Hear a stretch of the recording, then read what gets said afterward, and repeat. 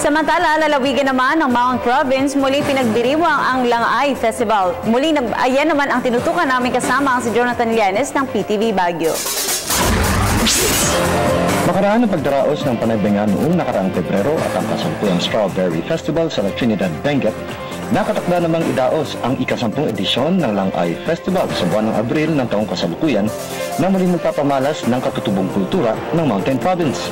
Ayon kay Mountain Province Congressman Maximo Dalog, isinasagisag ng Langay ang pagkakaisa ng 10 munisipalidad ng lalawigan na kinibibilangan ng Bauco, Bisao, Sabangan, Tadian, Sagada, Barlig, Natonin, Paracelis, Sadanga at ang Bonto na ibahagi at panatiliin ang kanilang makulay na kultura kasabay na makabagong tradisyon di lamang sa ating mga kababayan kundi maging sa mga dayuhan. Bukod pa dito ang pagpapalakas ng pagkakaisa ng pamilya, pakikipag-ugnayan at ang pagpapalawig ng pakikipagkaibigan.